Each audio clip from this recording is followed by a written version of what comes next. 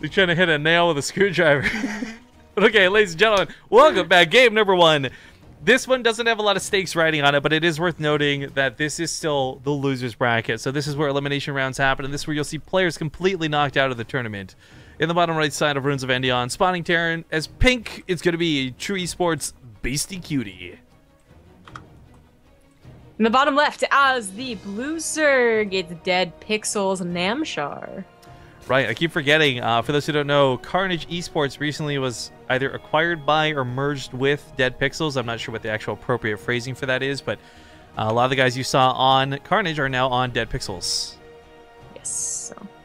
So, there's not much more news than that. So, you know, I'm sure he's still like practicing with the same people, and I don't think they went to like the team house or anything like that. I don't think so.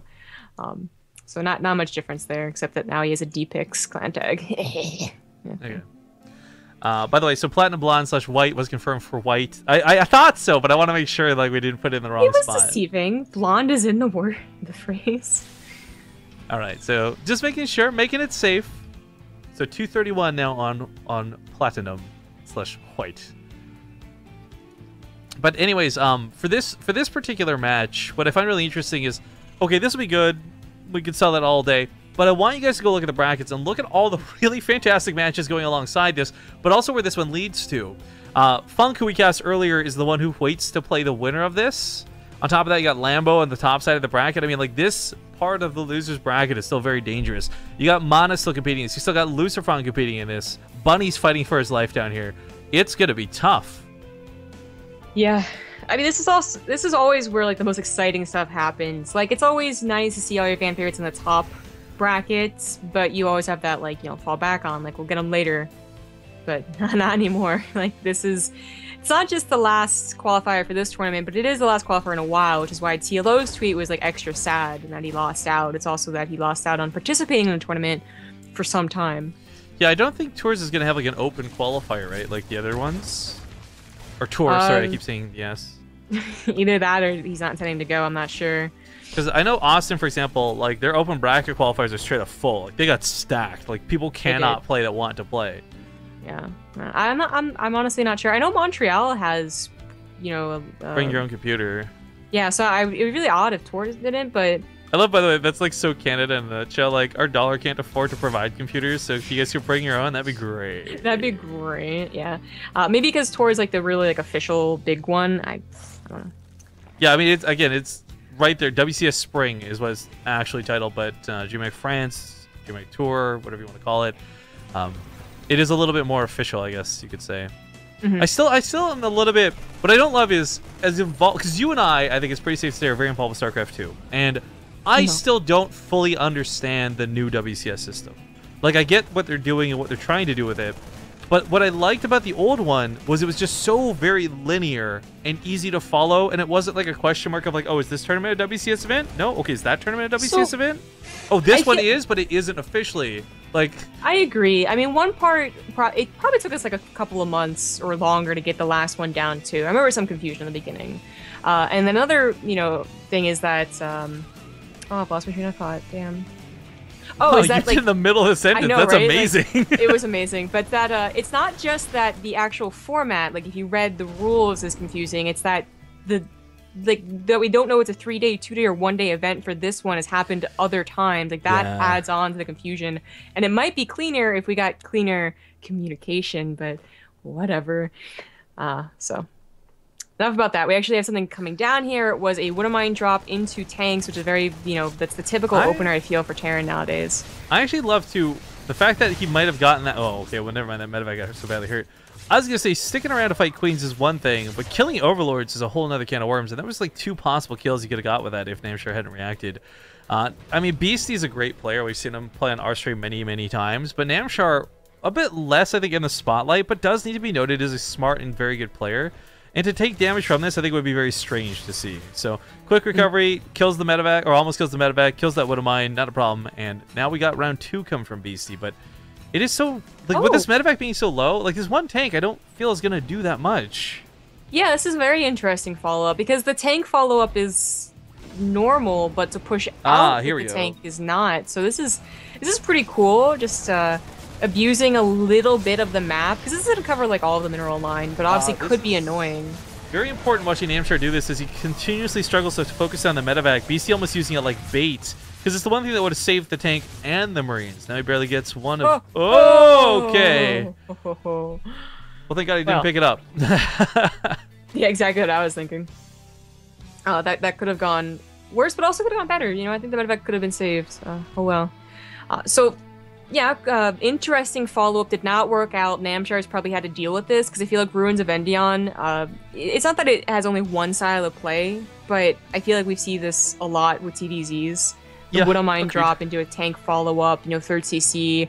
It's okay, it's what you do on this map. But to add on that little cliff abuse, probably happens commonly on ladder. So Namshar, being well prepared, is already looking really good in this game, but it's certainly not over. They both are going into a macro game, one which Beastyqt can still take a good fight with. I'm actually surprised Beasty didn't play a little more greedy off of this, by the way. Like, taking a 3rd CC quick was great, but he could have even slapped down a 4th, I think, rather than the extra barracks. But one of the things was, by knocking down these rocks, that was one thing to like cover yourself from an attack. Cool, you got siege tanks and marines on this side. Lings are never going to tear that down. Secondly, you got a lot of scouting to see that Namshar built like 5 queens, that he had full saturation on 3 bases. Like, he should have known, like, if he wanted to match greed for greed, he could have. Now, I'm not saying it's a bad thing he didn't, because with all his production down, like, there's Tim, there's combat shields, there's 1-1, like, all his tech's going to come out, all his units are going to come out. I just feel like he could have gotten away a little bit more if he wanted to. Well, this might be... Well, I cannot ever say the longest game on this map, but usually in TVZ there is already a little bit of pressure going on as Namshar gets to a 4th base. That's almost surprising to see it taken so quickly, but it is taken also safely. Beastyqt is way far away from Stim, and that is a little concerning, because Namshar, he probably knows this. Like, it's always going to be pushed back a little bit because he went for the opener that he did, but on top of that, like that tank push that did badly, and the creep spread now getting a little bit out of control, Namshar should feel very safe and definitely should be going up to the infestation pit and to Hive.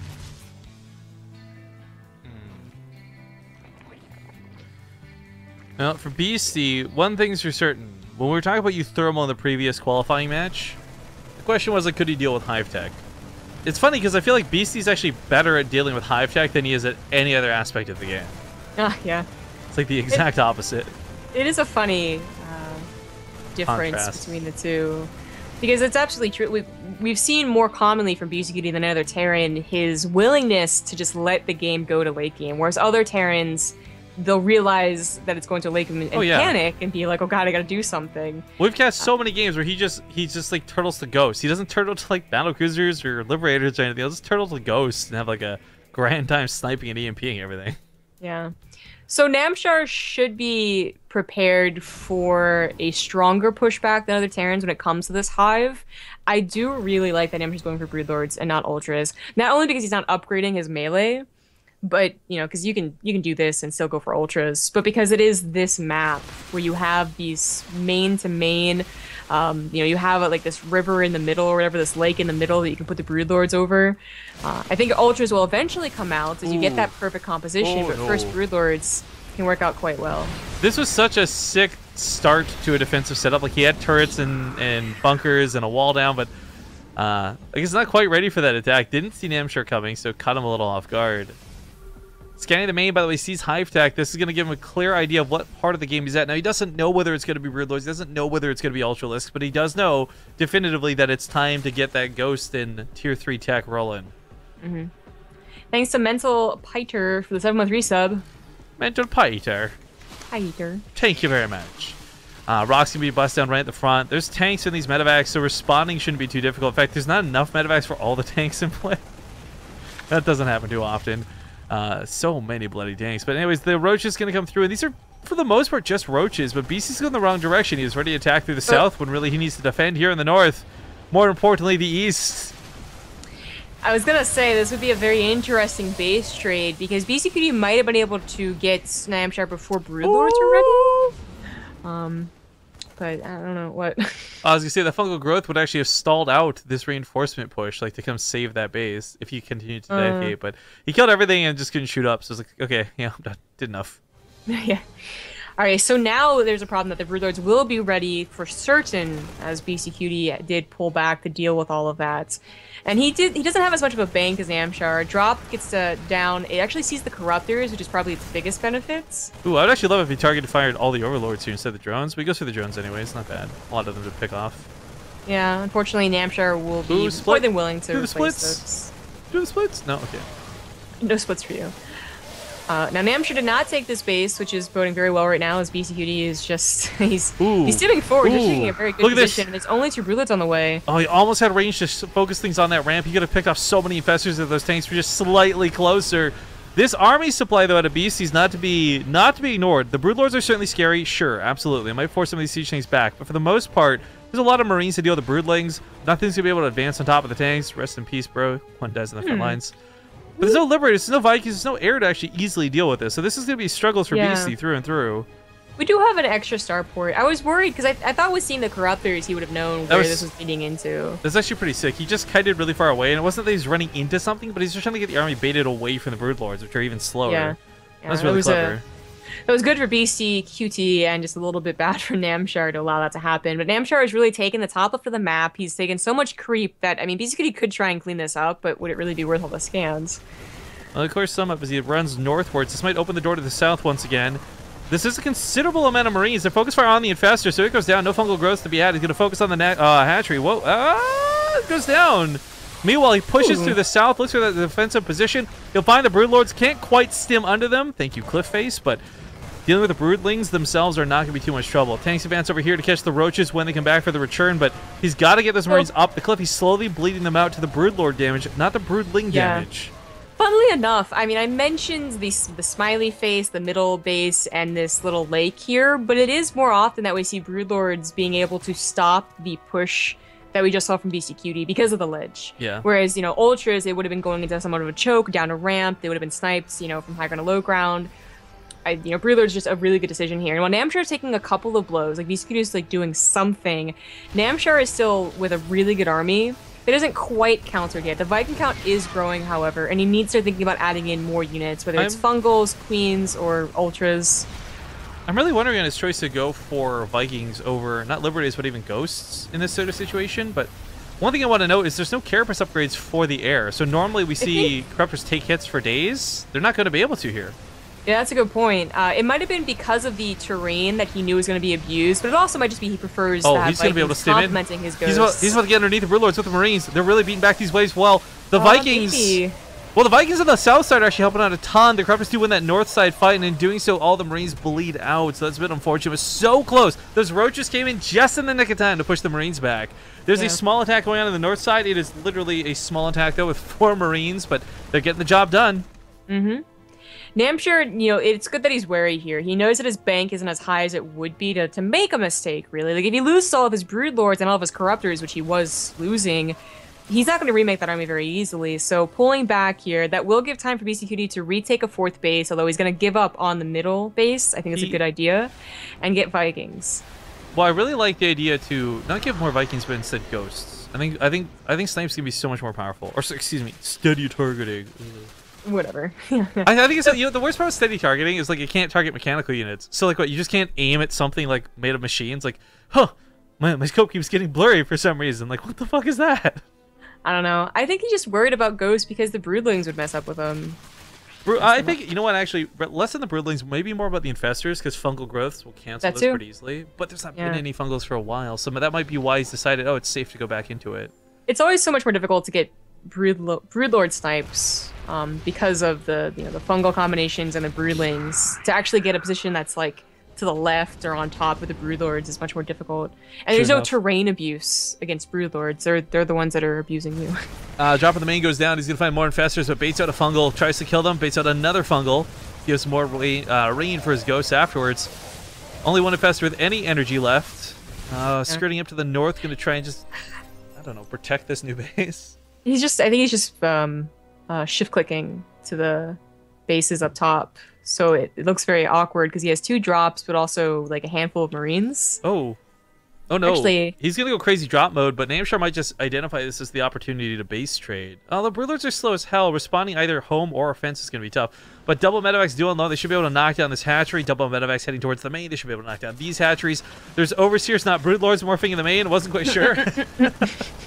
yeah. This is actually some really nice damage Oh, because Namshar does not have a huge bank to easily replace 1 or 2 or 3 bases sniped, you know?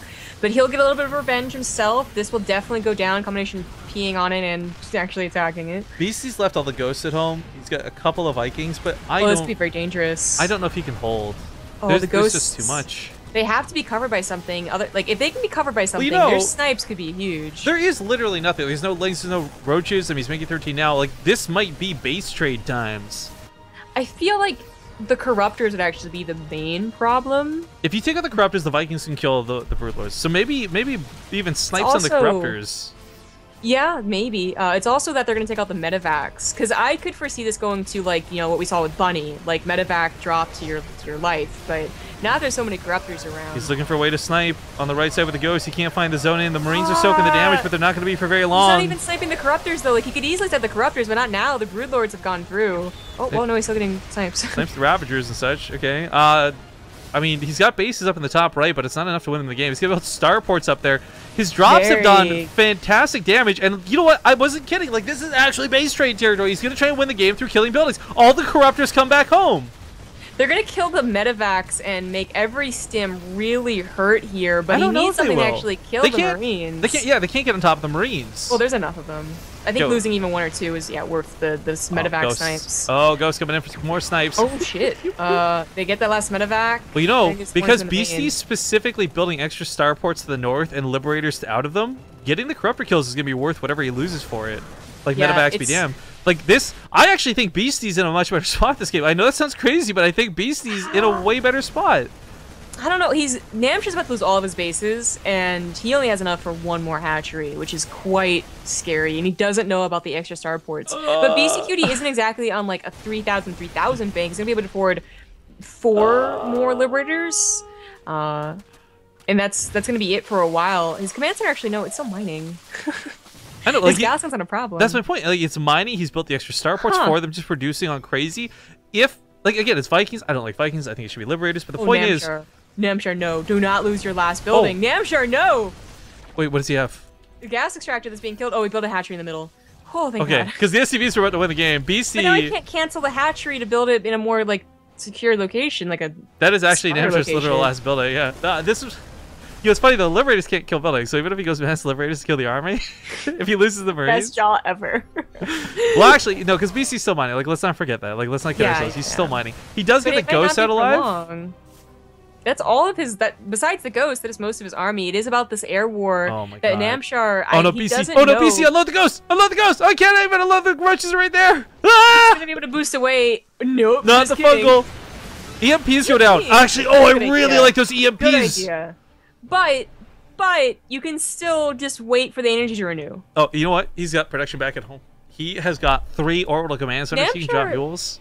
I feel like if he had 20 lings in this game, his life would be so much easier. Right? They would have cleaned up the Marines. Right? They would have cleaned up the command Not even banelings, like just Marines, like would have done it. He's running units away because he's got to bulk him up. He's looking for that last hatchery. I mean, he has no idea where it is, but I think he's aware that Namshar's like on the ropes. Like this is it for Namshar, and this is it for Namshar. This is all he has. He's got drones that can maybe build an extractor in a very clutch scenario, but he's not long distance mining.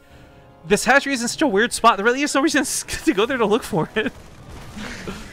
That's going to be some of the last of his Marines. Medevac's not going to be killed because the Corruptors were off. Oh, lift. Beastie, I know you've got the muscles in you, man. Lift! He still has 2 more command centers. Even if this one goes down, it might just burn down. Well, he's not using this one. It's got quite a bit of energy. Just landing it for mules might be worth it. But he has bulked up a secret army. Now, this army is not very big, and it's got a far more Vikings than I personally would like to see. Because, again, I think Liberators will do it. There's not a lot of Corruptors to go through. Well, it's 5. If all those Corruptors die, kills anything left on the ground. Namshar has no other army. I agree. Like, there are not a lot of Corruptors, and then there is a possibility that Namshar is like prepared to split to its like heart's content. In that case, Libera's gonna take it down very slowly. I could see the Vikings being an option though, because you can control them a little bit better to like move around the Corruptors and actually snipe the Broodlords. Big clue. That scan saw the drones mining, so it may not scan the actual hatchery. I think he has an idea where it is now. The Vikings are actually doing exactly what I thought they would. They are roaming across and trying to just snipe units. Working. They got more They're range. doing a really nice job. Oh my god. Like a game-ending job. You know, the Infestors are the only thing that can help now. Liberators might not be able to shoot down, but Vikings can land and kill a building. Yeah. Meanwhile, well, Liberator's set up at home. Oh, that range. He's looking for a way to get in, but he can repair this. Oh, what? Don't give another one away for free. What are you doing? Namshar's gonna try and rebuild, but obviously his hatchery is not put in a very ideal center. It's taken so long. He's putting a spawning pool over here too. Like he's really got no money to work with. He's long distance mining with these drones, and that's all he really can do. Vikings on the ground. No, but they can be fungled. Oh, I don't know about this. I don't know, IDK. Marines on the backside actually show exactly what's going on. So list up the Vikings. He's gonna find not a lot waiting for him. In fact, I think you could even take on these. Oh no! Okay. The fungal gets hit, but you know what? Following up with this is gonna be difficult. Like Infested Terrans, maybe? I don't know. Yeah, he doesn't want to lose the Corruptors, but he has to. But BC also has far more army behind this. Like, he actually kills a significant amount of Corruptors. The Liberators... Oh, you know Namshar. Oh, did he kill a command center while we weren't looking? Where'd it go? He must have. How? Wait. There's so many Liberators here, I don't know how zombie grow. I don't... What? Okay, well, BC's not only got the money to build a command center if he needs to, he does have this one still alive, so it's floating. Oh no, Liberators! Oh no, Liberators! Oh no, Liberators! The spread's going down on the Broodlords, but the Broodlords can't attack the Liberators. Why not Infested Terrans? Why not Infested Terrans underneath this? That is my question. Move the Infested at the very least. Namshar, no! Namshar, no! Namshar! Not like this! Oh my dog! Not like this! He has 2 Infestors, but he still has a Roach army, and they found the starports. But now we're in this position where BC can't lose. Like, there's nothing left to shoot up. There's nothing that can pick off the buildings that fly in the corner of the map. Okay, so technically what's funny about it, Namshar, the flippin' Liberators can't kill the hatchery, but they can kill all of the larvae. Well, bring the Marines, man. Like, he's got Marines down there to the south.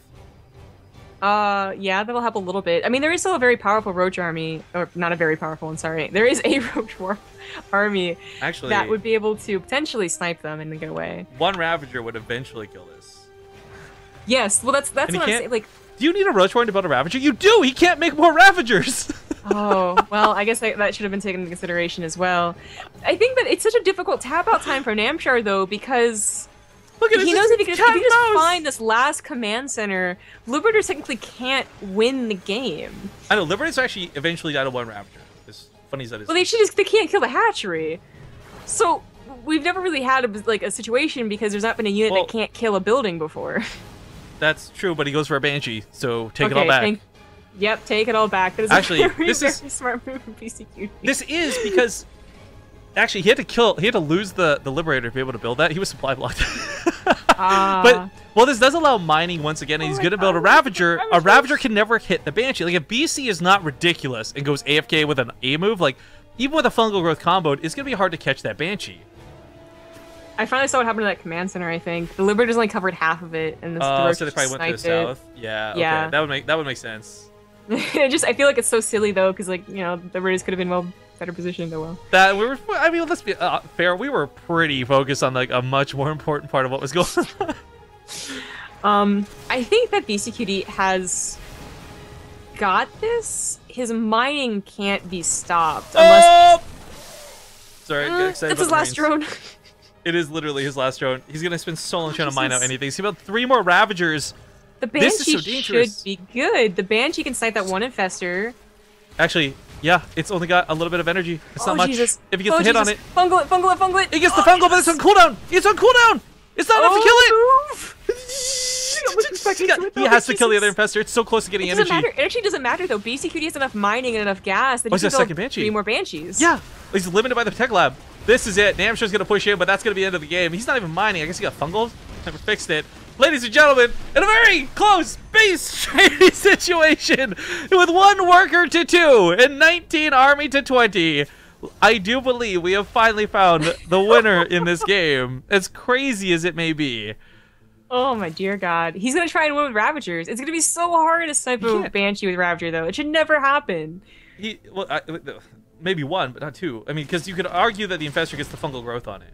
That's but there's true. another Banshee coming. There we go. So rip. Okay, so he's gonna stay in this game as long as he has a fungal available. But I think the energy ticking on the Infestor is slower than a Banshee killing all the buildings. Yeah, I mean, I think that Beast. The last drone! No matter what, the last drone! Still producing. Run! Run! Sinister! Run! He can get back to the hatchery anyway. Nothing can build from the hatchery. Yeah, gonna pick that off. Liberator does go down, but he's gonna kill the Ravager. How did he get units above this command center? Swear to God. I don't know. I just don't know. Banshee is building, so another new one on the way. Trading out energy for everything. Namshar doesn't have any minerals left, by the way, so he can't build another Ravager even if he'd like to. Oh, sweet Jesus. Banshee will clean this up. 2 Banshees will clean this It's over, up. Namshar. It's over. It's all, oh gosh, no. I wonder how different this would look, though, if he had actually used the Infested Terrans and saved 4 Infestors. Oh my god. Like, he realizes it, too.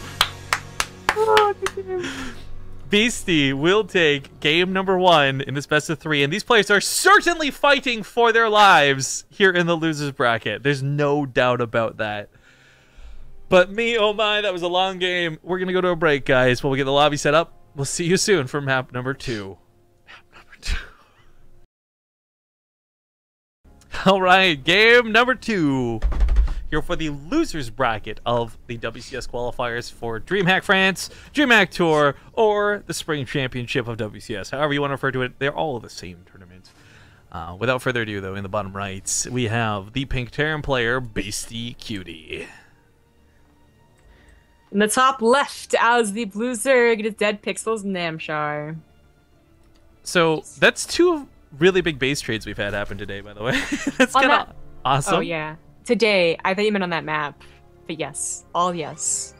But as you said, I'm wondering, because again, we are not familiar with the format. This is very different, right? Like, they're going to put a hard stop on this in about like 5 to 10 minutes. So does that mean this can't, like, if this ties up 1-1, do they not get to play game 3, or do we just go to overtime for that? I think every series is played out today. Okay, so they'll let them all finish up, and then whatever's left gets played tomorrow. Okay. I just want to say, by the way, because this could go to like another hour-long game. I don't know. But this means we'll have about 2 hours of downtime between this and the North American qualifiers. We will try to cast the North American qualifiers, guys, but I'm not going to lie. This was a lot more draining than I thought it would be. So we will do as much as we can tonight. But I cannot, in good faith, promise a full-time qualifier. But with 2 hours of a break, I might feel completely different coming back into it. I just know that right now, I'm dying of hunger. Yeah. I bought a Red Bull for tomorrow. Yeah, in the morning, but I might use it for dinner today. Have I told you about my 72 cans of Coke? Yes, you did. We were there when it arrived. Right, okay, and I'm a fantastically terrible person. But for the stream, who might not know, I had ordered a Creative Energy drinks, but also a case of Diet Coke, or sorry, Coke Zero, and I apparently clicked 6 on the website, not 1. So I have a hallway full of various cans at the moment, half of which are Red Bull, half of which are Monster, the other half are all friggin' Coke Zero. So you want to hear something that's going to make you hate me? Did your mom in general bring you food? No, but she is making it right now. Okay. No. I ordered this package from Amazon, and it said it would be here around May 6th, because it's from Korea. And I was like, oh, I guess that's fair. Oh, well, I won't have it for DreamHack Austin. Did you get it today? I got it today. I hate you. I spent $184 on stupid expensive... It's like the post office, like the movie theater. Like, why are envelopes so expensive at the post office, man? Because that's exactly what it is, though. It's convenience.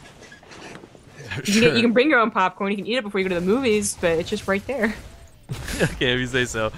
Reapers get to the main, and this is, I didn't realize, so dedicated at BC. We started goofing around here at the start of the cast, but he's going 3 Reapers deep, and he's got more where that came from. Now, Namshar's got a Roach Warren on the way, and Namshar we've actually seen clean up with Speedlings before, but most importantly, he's also a guy who knows how good Ravagers can be. But, oh, just eradicated the larva count. That really limits how many units can even be made right now. Namshar is actually out of larva. He's got 1 larva. Oh no, I don't think he Queen goes realized down. that. He starts one roach, but Oh, 6 lanes. They're not no. going to be too useful. This might just be game and series. Maybe we don't have to worry about overtime after all. I thought Namshar was going to bring it back for certain on Frozen Nipple, but Beasty has abused the crap out of this. Oh no. That queen gets tossed like all these different directions. They just go to the low ground. Grenade on the ramp catches even more of the lings. Down to 14 workers. Namshar's still mining, but I don't think Beasty, I don't think he minds if this fails with how much damage he's already done. He's double command starter by the way. This just like really extends how much he knows he's done. He doesn't mind how much Namshar is mining. There, it's okay. Anyways, Namshar knows he's in a really bad position, but it is his last chance here because he's not going to Austin, so it's his last chance for a tournament for some time, and he doesn't want to tap out, even though he's down considerably. Yeah. Well, for Beasty, I mean, there's so many Reapers still, and the problem is that without a single Ravager and not enough lanes to get us around on this, he really can't take a head-on engagement as much as he might like to, especially when it comes to trying to get down that ramp. It might not be force fields, it's worse than force fields, it's grenades. It's damage force fields. They are the KD8 charges, because he KD hates these charges, you know what I'm saying? Hey. Yeah, there go your roaches rather, not ravagers, and then there goes your hatchery, and then your queens, and then... Okay, well, with that being said, rest in peace, poor Namshar. Yeah. I mean, that's a lot coming, but he could actually kill the eggs if he has. Pretty sore. I think it's a hatchery. I was gonna say that works too. That's what I was gonna cut myself off for. Like, I guess you could kill the eggs, but you know what? Getting the hatchery is not too bad. Meanwhile, let's not forget, BC took not one, but 2 command centers. They're both training to orbitals as we speak. He's got 5 Veraxes down. He's going for stim combat shields. He's ready to actually make a real army behind this. Oh, Namshar, that was wishful thinking. Right. That was very wishful thinking. Now, this finally built a Ravager. This kills me that it took so long to do. GG, but I really want to, just before we get out of this game, like, congratulations, Beasty. A Ravager works so well in this situation, and we've talked about this many times, and we've seen it many times on the cast, because it outranges the Reaper so hardcore. It's not even about the corrosive bile. So, I know Namshar knows that, and I know we've seen him do it before, so it's a little bit of a bummer, because we like Namshar, guys, but that's gonna be it for him, and that looks like that'll be it for the cast today, for this portion of it at least. As stated, we're gonna be back in a couple hours for the DreamHack Tour North American qualifiers. Those start approximately 2 hours from now. 2 hours and 20 minutes. There you go. So, yeah, that'll be pretty fun. I'm looking forward to that. I guess for the rest of the matches today, they are being held. We know that much. We just don't know the order, if we're going to cast all of them or at least some of them tomorrow. Like, it's going to be really disappointing if they actually don't hold the matches tomorrow and they're like, look, we're going to play all of them all at the same time. And we're just sitting there like, okay, we cast 2 best of 3s and we're done. Like, yeah. I don't know what's going on with that, but hopefully we'll find out. But we have a full stack of a brand new qualifier, double elimination, tons of players. Very excited for the North American ones, and we'll see you guys in a couple hours. So before we do go, first and foremost, thank you to the new subs. Shout out to Twitch for this new announcement, by the way, of like crazy fucking no subscriber commercial thing that they got going on. Or no commercials for subscribers. That's a better way to phrase that. Thank you. But yeah, that's pretty exciting. That's pretty awesome. Oh, hey, when can I post that? Oh, I can show that today. Sick. Okay, cool. We'll do the Ting stuff in a moment, but anyways, yeah, thanks for watching. We'll see you guys in a couple hours. Big shouts to our sponsors, Yord, Cheers for Gaming, G2A, and of course, it's not shown because we're not allowed to, but Corsair as well. DreamHack, 2 thumbs up for letting us cast this. Really good times. Shout out to the StarCraft Esports Twitter for finally... It took them a little bit to get into the groove of it, but they did finally get to the groove of it. So, again, I will take the effort. It means a lot. But that was a really fun game. So, fun series, fun cast. Thank you, Zombie, for joining me. Do you have any final words before we take off? No. Just see you guys in 2.5 hours. Okay, and this is where I got to hype up the very end of the broadcast here because... the Ting of the Hill thing I talked about, I'll screen read you this because I don't want to mess this up.